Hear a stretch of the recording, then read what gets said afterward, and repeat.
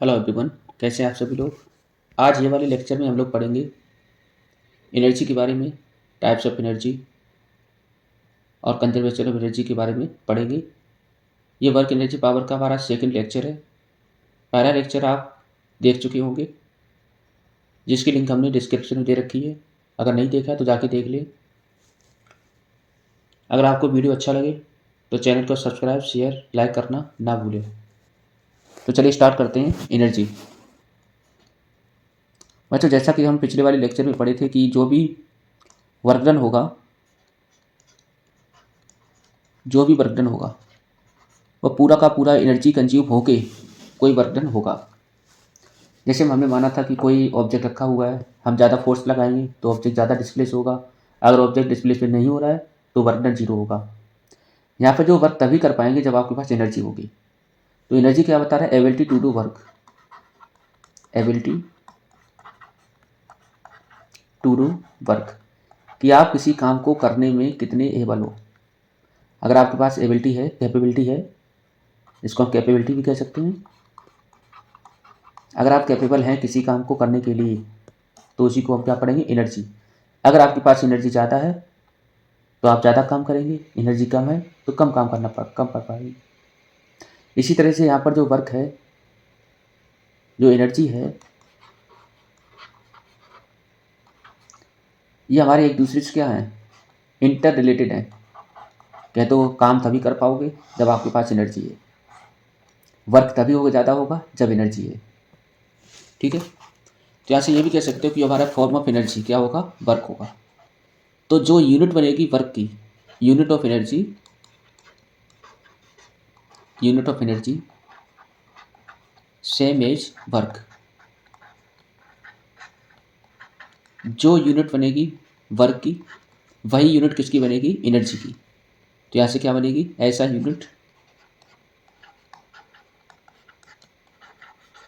Energy, वो बनेगी joule. यहाँ पे कुछ अदर यूनिट भी आती है एनर्जी की, जैसे कि अदर यूनिट में देखें, other unit of energy,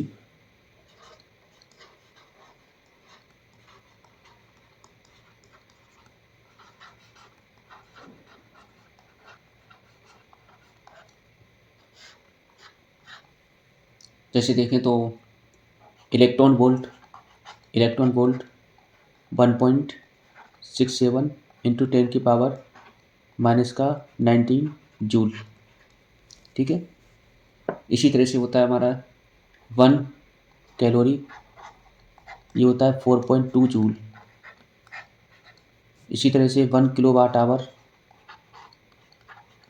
kilowatt hour, kilo watt hour, ये किसके बराबर होगा? ये बराबर होगा 3.6 इंटू 10⁻⁶ जूल। तो ये अदर यूनिट में आ जाती है। जैसे मान के चलो 1 जूल जो है, या फिर 1 न्यूटन मीटर जो है, वो 1 जूल के बराबर। ठीक। इसी तरह से 1 अर्ग जो है वो बनेगा 10⁻⁻7 जूल।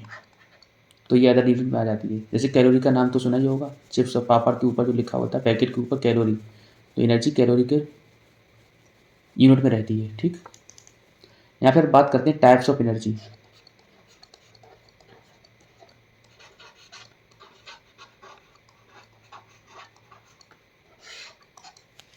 टाइप्स ऑफ एनर्जी, यहाँ पर कौन कौन से टाइप्स हैं? तो टाइप्स तो बहुत सारे हैं। जैसे मान के चलो nuclear energy,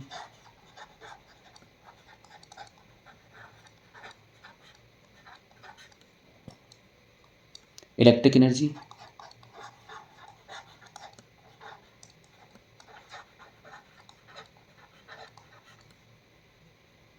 kinetic energy,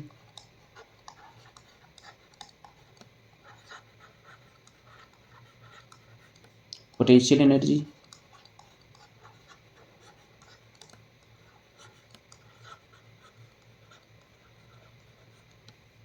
mechanical energy,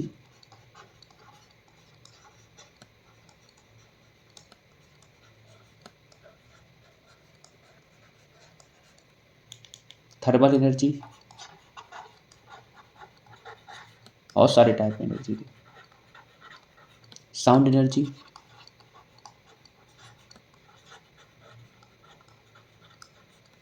light energy,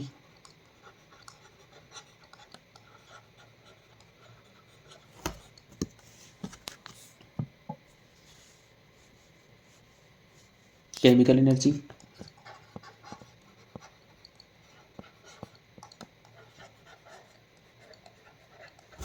यहाँ पे एनर्जी के बहुत सारे टाइप्स हैं, इसके अलावा भी बहुत सारे टाइप्स हैं। तो इसमें लेकिन हमारे जो मुख्य हैं, मेन जो टाइप्स ऑफ एनर्जी हैं वो हमारे हैं काइनेटिक एनर्जी और पोटेंशियल और मैकेनिकल एनर्जी। न्यूक्लियर एनर्जी, ये रेडिएशन वगैरह में हम प्रयोग करते हैं, रेडिएटेड जो इंस्ट्रूमेंट होती है उसमें हम। इलेक्ट्रिक एनर्जी, तो जो भी केमिकल एनर्जी होती है वो कन्वर्ट होती है किसमें, इलेक्ट्रिक एनर्जी में। काइनेटिक एनर्जी जो होती है वो ड्यू टू मोशन, तो मोशन की वजह से जो एनर्जी आएगी उसको हम पढ़ेंगे kinetic energy. Potential energy due to position और लोकेशन की वजह से। मैकेनिकल एनर्जी जो होगी वो दोनों का सम होता है, काइनेटिक एनर्जी और पोटेंशियल एनर्जी का। थर्मल एनर्जी, जो हीट की वजह से एनर्जी जो आएगी उसको हम पढ़ेंगे थर्मल एनर्जी। तो केमिकल एनर्जी, बल्ब जो ग्लो करता है तो बल्ब की लाइट के बाद क्या करता है, हीट हो जाता है, तो ये किसकी कौन सी एनर्जी होगी, थर्मल एनर्जी। इसी तरह से साउंड एनर्जी, लाइट एनर्जी और केमिकल एनर्जी। तो ये कुछ एनर्जी के टाइप्स हैं, लेकिन इनमें से जो ज़्यादातर इंपॉर्टेंट है वो उनमें से है काइनेटिक एनर्जी और पोटेंशियल एनर्जी। तो काइनेटिक एनर्जी, काइनेटिक एनर्जी जो है वो केवल और केवल पजेसिस होती है किसकी वजह से, due to motion. Due to motion मतलब मोशन की वजह से जो एनर्जी आएगी, कोई अगर ऑब्जेक्ट मोशन में है तो समझ आओ उसके पास एनर्जी कौन सी है, काइनेटिक एनर्जी। तो मान के चलो शुरुआत में ऑब्जेक्ट जो है यहाँ पर रखा हुआ है, रेस्ट में है, रेस्ट में है। बाद में क्या हुआ, इसकी जो वेलोसिटी है कितनी बन गई, v। कुछ डिस्प्लेसमेंट को कवर किया, डिस्प्लेसमेंट कितना हुआ, s। तो यहाँ से जो भी वर्क डन होगा वो काइनेटिक एनर्जी के बराबर आएगा। यहाँ से पहले से हम निकालेंगे वर्क डन। तो वर्क डन का फॉर्मूला हम लोग पढ़ते थे क्या, F इंटू में S। W बराबर, F बराबर क्या होता है, M इंटू में A, M इंटू में A। यहाँ से F की वैल्यू रखो तो M A इंटू में S। यहाँ पे जब एक्सेलरेशन की वैल्यू हम निकालेंगे तो एक्सेलरेशन क्या बनेगा, W बराबर, तो यहाँ से ज़रा एक्सेलरेशन की वैल्यू निकालते हैं तो v स्क्वायर बराबर हम लोग पढ़ते हैं u स्क्वायर प्लस का 2as। इनिशियल वेलोसिटी 0 होगी, शुरुआत में वो रेस्ट में, बाद में वेलोसिटी कितनी आएगी, s डिस्प्लेसमेंट होने के बाद कितनी, v। तो v स्क्वायर बराबर पढ़ेंगे 2as। तो यहाँ से जो s की वैल्यू आएगी वो क्या होगी, v स्क्वायर अपॉन में 2a। s की वैल्यू उठा के यहाँ रखेंगे तो क्या बनेगा, m इंटू में a इंटू में v स्क्वायर अपॉन में 2a। a से a ख़त्म कर देंगे तो यहाँ से w जो बनेगा वो बनेगा एम बी स्क्वायर अपॉन में 2। यहाँ से 1/2 बाहर ले लेंगे, बनेगा एम बी स्क्वायर। और जो वर्क डन है वही काइनेटिक एनर्जी के इक्वल रहेगा। तो यहाँ से काइनेटिक एनर्जी बराबर क्या बनेगा, हाफ एम बी स्क्वायर। ठीक, अब यहाँ से बच्चों हम रिलेशन देख लेते हैं, रिलेशन बिटवीन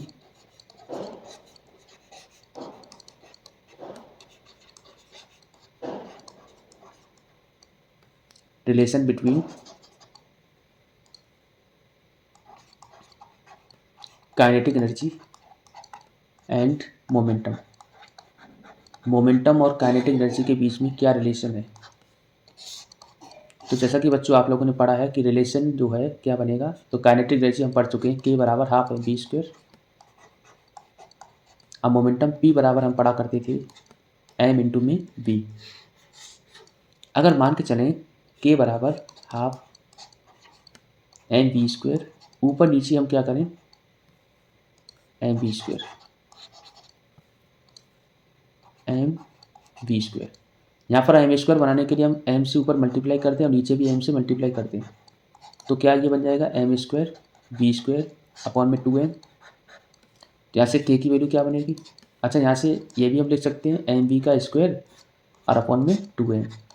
एम बी किसके बराबर है, एम बी है p के इक्वल, तो यहाँ से लिखेंगे पी स्क्वायर अपॉन में 2m। तो यहाँ से जो नया रिलेशन निकल के आएगा k बराबर पी स्क्वायर अपॉन में 2m, या कहें तो पी स्क्वायर बराबर 2km। तो ये नया रिलेशन आ गया निकल के। k क्या है, काइनेटिक एनर्जी,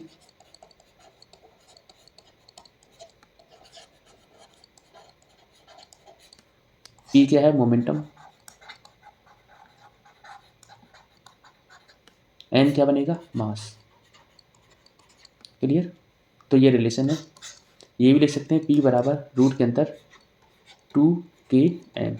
बस इतना ध्यान रखना, K काइनेटिक एनर्जी है, M मास है,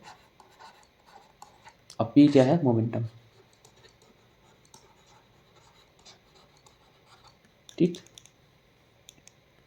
अब बात करते हैं वर्क एनर्जी थ्योरम की। बहुत इंपॉर्टेंट है वर्क एनर्जी थ्योरम।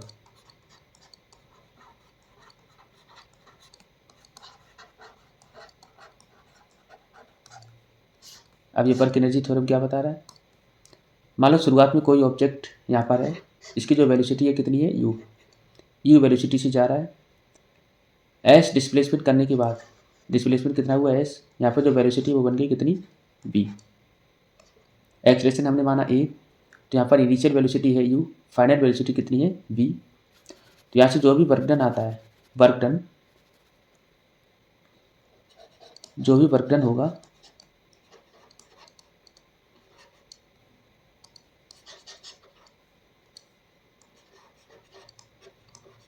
वो चेंज इन काइनेटिक एनर्जी के बराबर आएगा। चेंज इन काइनेटिक एनर्जी या तो W बराबर हमेशा आएगा डेल्टा के ई। ठीक है, निकालो। W बराबर ये भी लिख सकते हैं के फाइनल माइनस के इनिशियल। अब के फाइनल क्या है, या तो फाइनल काइनेटिक एनर्जी,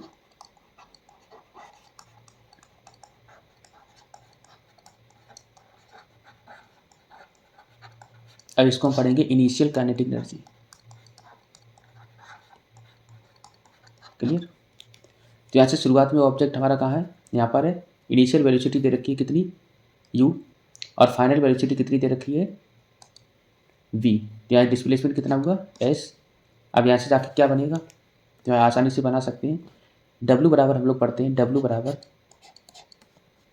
क्या पढ़ते हैं, f इंटू में s। तो यहाँ से W बराबर बनेगा, f की वैल्यू कितनी होगी, m इंटू में a इंटू में s। इसका मास जो है, ऑब्जेक्ट का मास कितना है, m, इसका भी कितना होगा, m होगा। यहाँ पर हम s की वैल्यू निकालें तो v स्क्वायर बराबर u स्क्वायर प्लस 2as हम पढ़ चुके हैं पहले से, थर्ड इक्वेशन मोशन से। u स्क्वायर को इधर ले आओ तो बराबर होगा कितना, 2as। तो यहाँ से v square minus you square upon में कर देंगे कितना, 2a बराबर किसके बनेगा, s। तो यहाँ से s की वैल्यू हमने यहाँ पर निकाल ली। s की वैल्यू उठा के यहाँ पर रखो, तो w बराबर m इंटू में a इंटू में v square minus you square upon में 2a। a से a खत्म कर दो तो w बराबर क्या बनेगा, 1 अपॉन में 2 m v square minus you square. कहें तो 1 अपॉन में 2 m v स्क्वायर अब minus m 1 upon 2 m u square. तो w बराबर क्या बनेगा, के फाइनल अब माइनस के इनिशियल। ठीक है, और W बराबर क्या हो जाएगा, चेंज इन काइनेटिक एनर्जी की। ठीक, तो यहाँ से जो K फाइनल है उसकी वैल्यू क्या होगी, हाफ है बी स्क्वायर, फाइनल वेलोसिटी लगा दो। K इनिशियल जो बनेगा वो होगा हाफ यू स्क्वायर। क्लियर। तो यहाँ से ये सारी वैल्यू रख के वर्क एनर्जी थ्योरम क्या बता रहा है, जो भी वर्क डन होगा वो चेंज इन काइनेटिक एनर्जी के बराबर आएगा। अब बात करते हैं पोटेंशियल एनर्जी की। पोटेंशियल एनर्जी,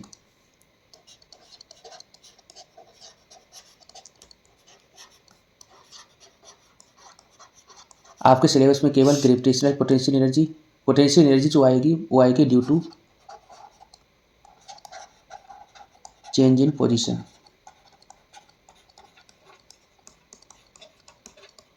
और शेप, किसी भी ऑब्जेक्ट का शेप और पोजीशन चेंज आए उसकी वजह से जो एनर्जी स्टोर होगी उसको हम पढ़ेंगे पोटेंशियल एनर्जी। जैसे मान के चलो पहला जो आएगा उसको हम पढ़ेंगे ग्रेविटेशनल पोटेंशियल एनर्जी।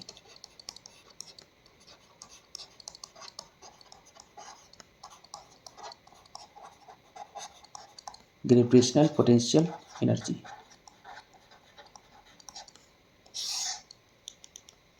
तो यहाँ पर क्या है, चेंज इन पोजीशन, ऑब्जेक्ट की पोजीशन चेंज हो, change in position with respect to ground, ground के रेस्पेक्ट में ऑब्जेक्ट की पोजीशन चेंज हो। तो मान के चलो शुरुआत में ऑब्जेक्ट हमारा कहीं रखा हुआ है ग्राउंड में, ये एच हाइट पे इसको हम ले गए, तो इसके अंदर क्या हुआ, एनर्जी स्टोर हो गई। एच हाइट पे ले जाने के बाद इसके अंदर जो एनर्जी आएगी वो एनर्जी होगी ग्रेविटेशनल पोटेंशियल एनर्जी। अगर इसको हम रेज करें, छोड़ दें यहाँ पर, तो क्या होगा, इसके अंदर कुछ एनर्जी है, वो एनर्जी की वजह से वो नीचे आने लगेगा, स्पीड बढ़ने लगेगी। तो जब ऊपर ले जाएंगे तो स्पीड घटेगी, जब ऊपर से छोड़ेंगे तो क्या होगा, जितनी ज़्यादा हाइट से छोड़ेंगे उतना ज़्यादा चोट लगेगा नीचे आके। क्यों? क्योंकि इसके अंदर पोटेंशियल उतना ज़्यादा होगा। तो हाइट के साथ क्या होगी, पोटेंशियल ज़्यादा होगी। तो यहाँ से जो डब्ल्यू बराबर मिलता है वो मिलेगा पोटेंशियल एनर्जी, वो हमें मिलेगा एम इंटू में जी इंटू में एच। कहते हैं पोटेंशियल एनर्जी का जो फॉर्मूला होगा वो बनेगा M G H. M G H, H क्या है, एच है height with respect to ground, ground के रेस्पेक्ट में कितना हाइट, मतलब ऑब्जेक्ट कहाँ है ग्राउंड के रेस्पेक्ट में। जी क्या है, एक्सेलरेशन ड्यू टू ग्रेविटी।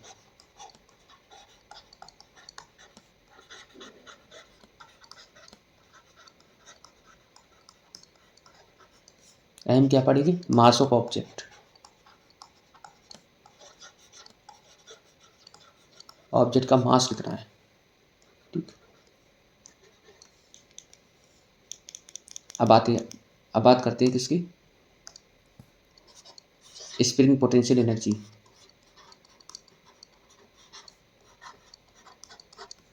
तो स्प्रिंग पोटेंशियल एनर्जी आप लोगों ने देखा भी होगा, ये जो आएगी वो आएगी due to change in shape.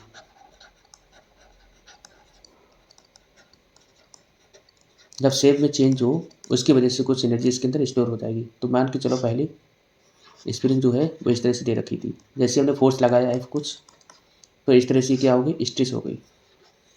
और स्ट्रेच होने के बाद यहाँ पर कुछ डिस्प्लेसमेंट आपको देखने को मिलेगा, जिसको हम पढ़ेंगे, मान लो ये वाला डिस्प्लेसमेंट एक्स। ठीक, अब जैसे ये फोर्स को हटाएंगे, ये वाले फोर्स को हटाएंगे, तो इधर हमारे एक फोर्स काम करेगा जिसको हम पढ़ेंगे स्प्रिंग फोर्स एफ एस। तो यहाँ पर जो पोटेंशियल एनर्जी इसके अंदर स्टोर होगी उसको हम पढ़ते हैं हाफ के एक्स स्क्वायर। एक्स क्या है, डिस्प्लेसमेंट, ज़्यादा फोर्स लगाएंगे तो स्प्रिंग ज़्यादा डिस्प्लेस होगी। के क्या है, spring constant,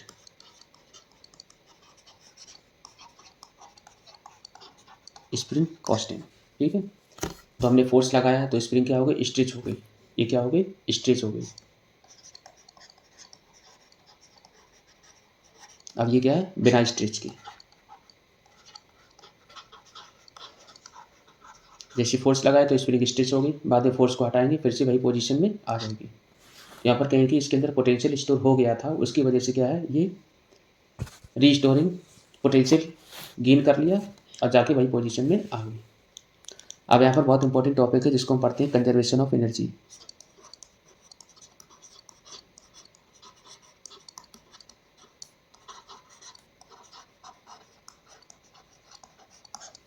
conservation of energy, conservation of energy क्या बता रहा है, एनर्जी ना तो हम क्रिएट कर सकते हैं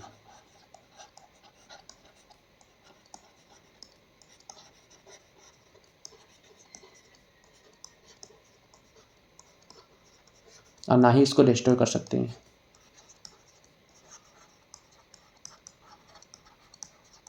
बट इसको ट्रांसफॉर्म कर सकते हैं।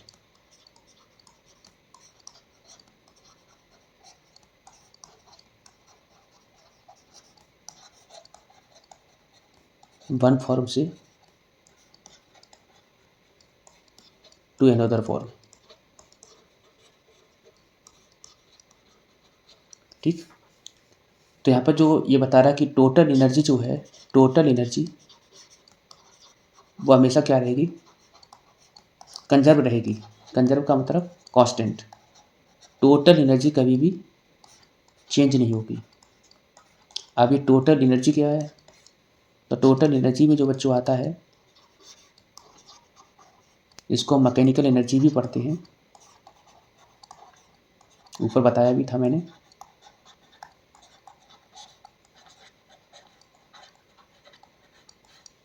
वो होता है पोटेंशियल एनर्जी और प्लस काइनेटिक एनर्जी। मतलब काइनेटिक एनर्जी और पोटेंशियल एनर्जी के सम को हम पढ़ेंगे टोटल एनर्जी। अगर एक बार क्या है, मान के चलो टोटल एनर्जी जो है वो लिखा है पोटेंशियल एनर्जी और प्लस काइनेटिक एनर्जी। तो मान लिया हमने टोटल एनर्जी 8 है, तो ये 6, तो ये 2 होनी चाहिए।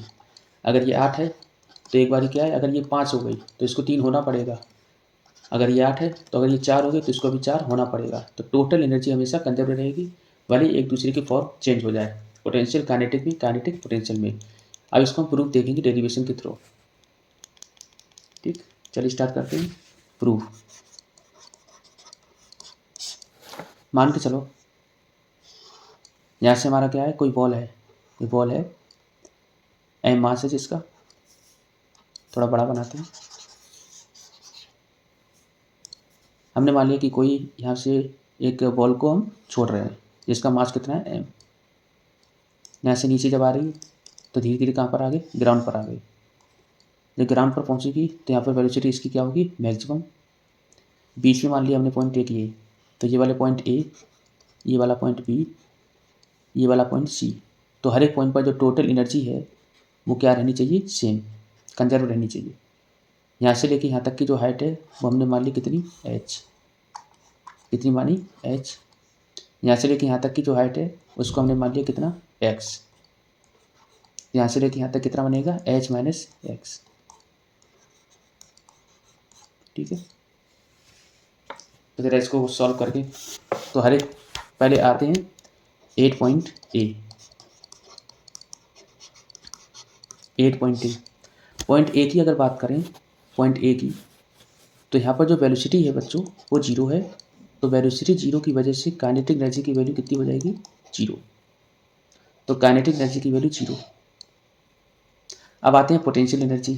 पोटेंशियल एनर्जी इसके अंदर कितनी स्टोर होगी, ये ग्राउंड से कितना ऊपर है, एच हाइट पे, तो हम लोग पढ़ते हैं एम जी एच। तो इसके अंदर जो पोटेंशियल एनर्जी आएगी वो कितनी होगी, एम जी एच। इसी तरह से निकालो क्या, टोटल एनर्जी। टोटल एनर्जी, तो टोटल एनर्जी यहाँ से क्या मिलेगी, potential energy plus kinetic energy. Total energy क्या आएगी, पोटेंशियल की वैल्यू कितनी है, एम जी एच, और काइनेटिक की वैल्यू कितनी है, 0। तो यहाँ से टोटल एनर्जी की वैल्यू कितनी आ गई, एम जी एच। तो पॉइंट ए पर हमने निकाल ली। अब निकालते हैं पॉइंट 8 पॉइंट बी पॉइंट पर। तो जितनी टोटल एनर्जी पॉइंट ए पर आई उतनी टोटल एनर्जी कहाँ आनी चाहिए, पॉइंट बी पर। आ जाओ, तो बी पॉइंट हमारा ग्राउंड से कितना ऊपर है, ग्राउंड से कितना ऊपर है, एक्स साइड पे। तो यहाँ से इसके अंदर जो पोटेंशियल एनर्जी होगी वो कितनी होगी, एम जी एक्स। ठीक है, अब आ जाओ काइनेटिक एनर्जी। काइनेटिक एनर्जी, जब काइनेटिक एनर्जी निकालो तो हमें चाहिए हाफ एम बी स्क्वायर। क्या ये वाले पॉइंट पर वेलोसिटी पता है, नहीं पता है। तो शुरुआत में कितनी थी, 0, बाद में मान लो वेलोसिटी कितनी है, v। तो यहाँ से लगा दो third equation of motion, B square बराबर यू स्क्वायर प्लस का 2as। ठीक है, अब यहाँ पर एस हम लगाएंगे नहीं तो लगा सकते हैं क्या, 2gh। ठीक, तो यहाँ पर लगा दो 2gh। तो यहाँ से इनिशियल वेलोसिटी 0, बी स्क्वायर की वैल्यू आपको फाइंड करनी है, बराबर हो जाएगा 2g, और एच की वैल्यू देखो ऊपर से, यहाँ पर ग्रेविटी वाला लॉ भी फेल कर सकते हैं हम लोग, कैसे, देखो ऊपर से नीचे आ रहे हैं तो जी की वैल्यू हमेशा नेगेटिव और एच की वैल्यू भी क्या होगी, नेगेटिव। तो यहाँ पर वेलोसिटी कितनी है, 0, और यहाँ पर वेलोसिटी कितनी है, मान लो v है, तो हमने v वेलोसिटी मानी। उसके बाद कितना नीचे आई ऊपर से, तो ए पॉइंट से बी पॉइंट तक कितना डिस्प्लेस हुई, डिस्प्लेसमेंट कितना हुआ, h माइनस एक्स। यहाँ पर h की जगह रखो h माइनस एक्स, तो वी स्क्वायर की वैल्यू आ गई। तो यहाँ से काइनेटिक एनर्जी क्या मिलेगी, हाफ एम इंटू में 2g h माइनस एक्स, 2 से 2 खत्म। तो यहाँ से काइनेटिक एनर्जी जो आएगी वो बनेगी M G H minus X. तो काइनेटिक एनर्जी बनेगी M G H minus M G X. ठीक है, इसी तरह से निकालो total energy. Total energy, total energy बनेगा potential energy plus kinetic energy. तो टोटल एनर्जी बराबर हो जाएगी, पोटेंशियल की वैल्यू कितनी है, एम जी एक्स, काइनेटिक की वैल्यू हम निकाल चुके हैं, कितनी है, mgh। अब माइनस का mgx, mgx से mgh खत्म, तो यहाँ से क्या बचेगा, टोटल एनर्जी क्या आएगी, mgh। तो ये वाले पॉइंट पर भी कितनी आ गई, mgh। अब आ जाओ पॉइंट ए पर।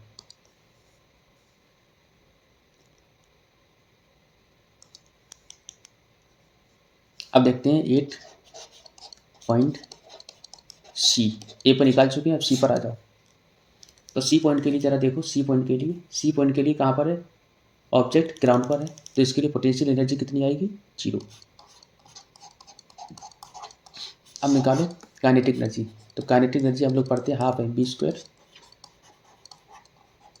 तो बी स्क्वायर बराबर वही यू स्क्वायर प्लस का 2gh। कितना ऊपर से चल के आएगा, तो पॉइंट ऊपर कितना था ए, नीचे कितना है पॉइंट सी, तो ए से जब सी आएगा तो कितना डिस्प्लेसमेंट होगा, एच। तो यहाँ पर डिस्प्लेसमेंट एच, जी की वैल्यू यहाँ पर रखो, तो यहाँ पर बनेगा बी स्क्वायर बराबर इनिशियल वेलोसिटी 0, तो बी स्क्वायर की वैल्यू आएगी कितनी, 2gh। ठीक, तो यहाँ से काइनेटिक एनर्जी क्या बनेगी, हाफ एम इंटू में 2gh, 2 से 2 खत्म, तो बन जाएगा mgh। अब निकाल दो टोटल एनर्जी।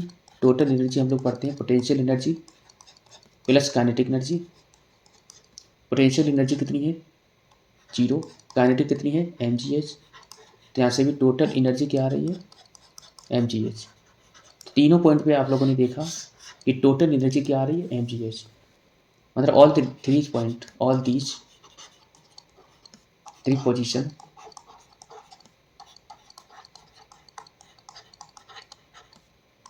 टोटल एनर्जी क्या है, कांस्टेंट। ठीक है, ठीक है, यहाँ से क्या हो रहा है, कंजर्वेशन ऑफ एनर्जी वैलिड है। तो हर एक पॉइंट पर जो एनर्जी की वैल्यू है वो क्या आ रही है, टोटल एनर्जी की वैल्यू सेम आ रही है, चाहे पॉइंट ए की बात करो, चाहे बी की बात करो, चाहे सी की बात करो। जब पॉइंट ए पर थी तो मैक्सिमम पोटेंशियल एनर्जी, जब पॉइंट सी पर आई तो मैक्सिमम काइनेटिक एनर्जी। तो जब ऊपर से नीचे आओगे तो काइनेटिक बढ़ेगी, जब नीचे से ऊपर जाओगे तो पोटेंशियल बढ़ेगा। ठीक है, तो ये चीज़ ध्यान रखना। तो 8 पॉइंट ए अगर बात करें, पॉइंट ए पर 8 पॉइंट ए यहीं से देख लो डायग्राम से, ये वाले पॉइंट पर क्या होगा, मैक्सिमम पोटेंशियल एनर्जी होगा, ये वाले पॉइंट पर क्या होगा, मैक्सिमम काइनेटिक एनर्जी। अब पोटेंशियल होगा 0, यहाँ पर होगा काइनेटिक 0। ठीक, तो ये पूरा हमारा लेक्चर था एनर्जी के ऊपर, जिसमें हम लोगों ने पढ़ा kinetic energy, potential energy, types of energy और कंजर्वेशन ऑफ एनर्जी के बारे में, वर्क एनर्जी थ्योरम के बारे में पढ़ा, डेरिवेशन देखा। अगले वाले लेक्चर में हम लोग पढ़ेंगे पावर के बारे में, पावर के वो सारे कंसेप्ट